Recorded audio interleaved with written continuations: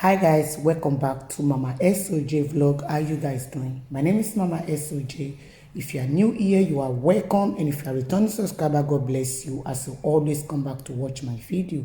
My people, no be smart, this one another big wahala for Ekiti State. My people, Ekiti State people don't gather themselves, all the old babalawo way they there wey be say they get power. They come outside say if any rally happen for Ekiti State on the 5th,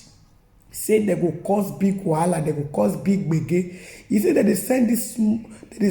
this warning message now to anybody wey be say they wan organize this rally, Oduduwa rally for Ekiti State. Make them know now before they will come there to come attack them or scatter there. He said because anybody wey come outside say in na Baba Ekiti. He said how one person go just come outside say they in na Baba Ekiti wey be say you come dey choose date for Oduduwa people, say make they come do rally on the 5th. He say if they no make them no dare do any rally for any city for Ekiti State except from Ado. He say because Ado na head of Ekiti, na be the head city of Ekiti State. So he say any rally wey they wan do, wey be say they no do am on the 12th, wey be say they come go do on the 5th, na be say the rally no go be peaceful rally again. Na be say they go turn the rally to another thing. Na make they come outside now before the 5th reach, as they hear the news say they wan come do the rally, say make they stop am, make they do am on the 12th, and if they have to do it, they have to do it in Ado. If they no do the rally for Ado, na be say the rally no go work. So make they forget peaceful rally, na make they send this message, because they don't know anybody as Baba Ekiti. Nobody can just come outside give himself that title saying na Baba Ekiti. Na make they come outside to come make this video. Make all the people will be say that they come, make they know for their mind say on the 5th, make they not dare do any rally for any city for Ekiti State, any town for Ekiti State, my people. So my people, make I live on and make una watch the way they send strong message to the people wey be say that they can't do rally on the 5th, wey be say that they come here to come do rally. They send strong warning message to them. My people, make I live on and make una watch the video. And may I not forget to let me know what you on that thing for the comment section, my people.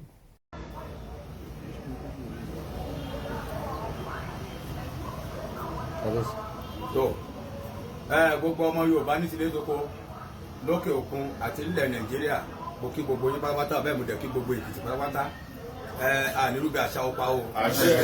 ọkàn wa balẹ̀ ojú òní, aburú ayé òní ṣubú lù wá, àníjẹni tán wá láburú o, torí pé Oòduà nation ti dúró, tí ò sí nǹkan kan tó lè yẹ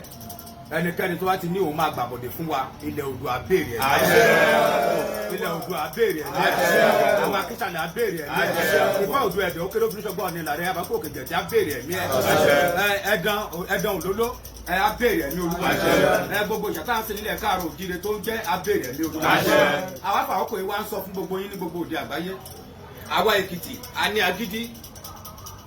adẹ̀ nífá, adẹ̀ lóògùn níbi tí Ọlọ́run ràn wá lọ́wọ́ dé, adẹ̀ ní ewé àti egbò. So ẹnikẹ́ni èèyàn kéèyàn tó bá lóun Bàbá Èkìtì ò ní bàbá kankan síbi kankan o, Èkìtì ò ní bàbá kankan síbi kankan, gbogbo èèyàn ló lórúkọ ìyá àti bàbá titi ẹ̀ tó ń jẹ́. Èwe Adó bàbá mi ni Èwí of Adó Èkìtì. Nígbà tí bàbá mi bá ti lè sọ pé òun Èwí of Èkìtì State,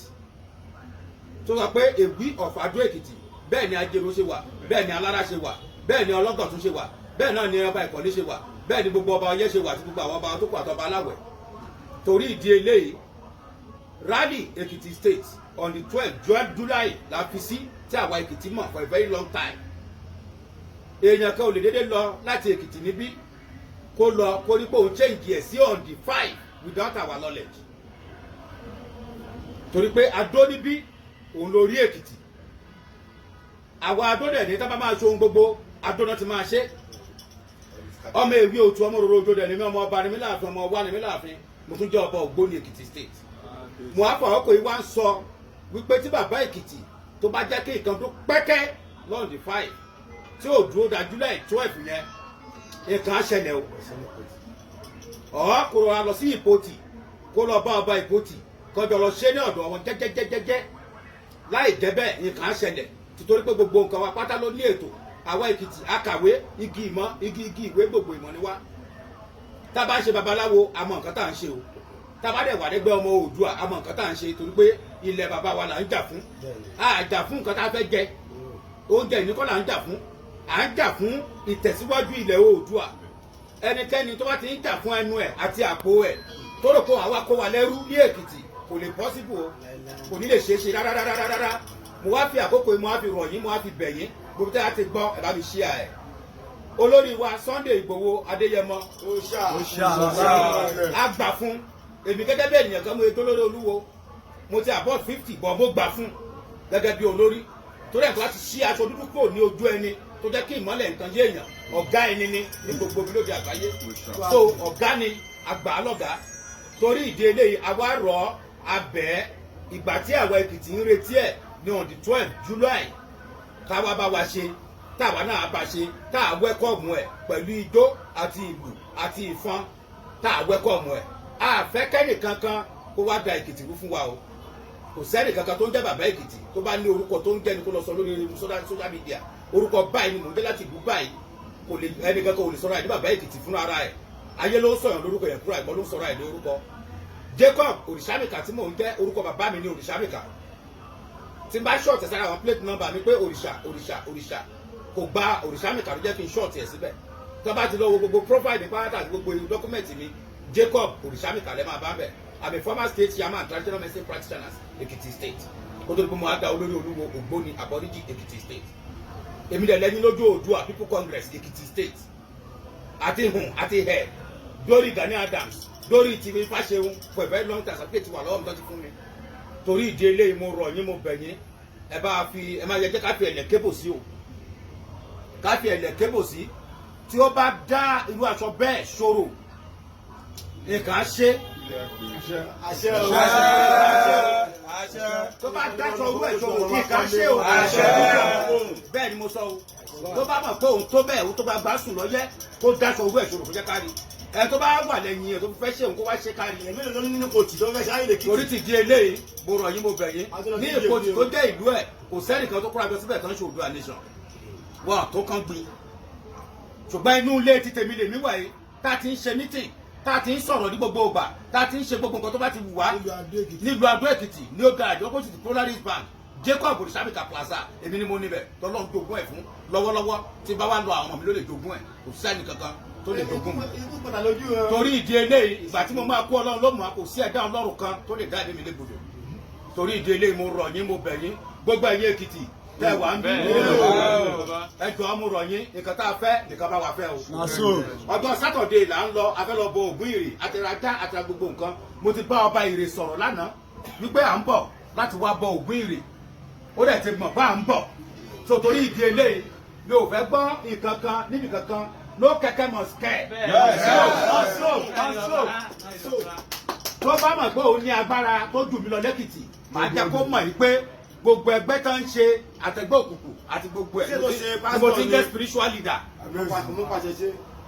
tó bá lẹ́gbẹ́ òkùnkùn jà mò ń pàṣẹ fún wọn pé mi ò fẹ́ jà mọ́ wọ́n dẹ̀ máa stop so tó bá fi ìkànnì mi lára màá ní kó lọ gbé wá lẹ́ni tó bá fi ìkankan tó bá fi ní wá lára bí mo yẹ jókòó tí mò ń sọ̀rọ̀ lọ́wọ́lọ́wọ́ yìí màá kí ìbọn àkàlà bá mi gbé wá kò sí security tó ìdíláyé kọ́ máa gbé wá fún mi wọ́n á gbé wá fún mi màá dẹ̀ judge case instantly so mo rọ̀ yín mo bẹ̀ yín ẹni tó bá ti mọ̀ àtàwọn aspora àti gbogbo yín tẹ́ bá ti mọ̀ tẹ́ ẹ bá mi ń gbọ́ bí mo ṣe ń sọ yìí ẹ bá mi sọ fún kó lọ tọwọ́ ọmọ ẹ̀ bọ́ṣọ tó bá fẹ́ ká ṣe pọ̀ tó bá lóun á dáṣe a lè gbà fún kó dáṣe gbogbo ibi tí wọ́n ti ń ṣe lẹ́kìtì state gbogbo ibi tí wọ́n ti ń ṣe ẹgbẹ́ Oòduà nation kan wá ní ọjọ́ Sunday sí Jacob Òrìṣàmìkà plaza ní complex mi Lájíbádé lane ní old garage opposite Polaris Bank ní ọjọ́ Sunday láago 3 kan wá fún meeting. ẹgbẹ́ ká jókòó ká sọ̀rọ̀ ká mọ ibi tá a jọ ń lọ ẹnì kankan kò lè dá ilẹ̀ kò lè dáwọ́ wú lẹ́yìn mi o bó bá dọ́wọ́ wú lẹ́yìn mi ilẹ̀ á bẹ̀rẹ̀ ẹ̀mí Olúwa ẹ̀ ilẹ̀ á bẹ̀rẹ̀ ẹ̀mí Olúwa ẹ̀ mi ò gba owó tí mo fi ṣe léyìí tí mo ṣe wà ẹnikẹ́ni tó bá lọ ń gba owó lẹ́yìn tó ń gbowó lọ́wọ́ olówó káàkiri tó lọ tó gbójúlé tó lóun tí Oòduà nation ilẹ̀ á bẹ̀rẹ̀ ẹ̀mí lọ́la àrísà lọ́la àbájómi lọ́la àbájómi àti Ifá Èkìtì state ò sọ fún wa wípé on the 5 àwa náà ò dé rẹ́dì lọ́dì fáìlì fún àlàǹdá lọ́wọ́ làdá tán yìí orí ti bẹ́ẹ̀ mo rọ̀ yín mo bẹ̀ yín èmi ọdún àánú ọlọ́run àfààní bọ́ ti gbogbo wa àwọn ilẹ̀ àfààní bọ́ ti gbogbo wa ọ̀rọ̀ wa òní ọ̀rọ̀ wa òní dàbí gbogbo wa òní ní pọ̀jù ọ̀wọ̀ bẹ́ẹ̀ ló máa rí o bẹ́ẹ̀ ni wúrẹ́ ń ké bẹ́ẹ̀ làbùkàn ń ké àdúgbò tẹ àwọn bẹ́ẹ̀ ló ké bẹ́ẹ̀ là á rí o.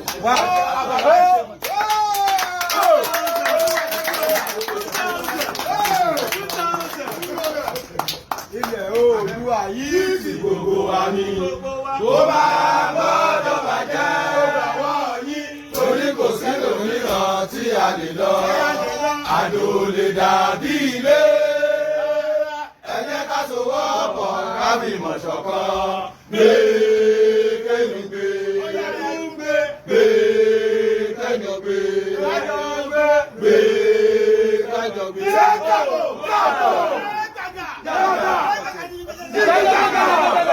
Anything can happen.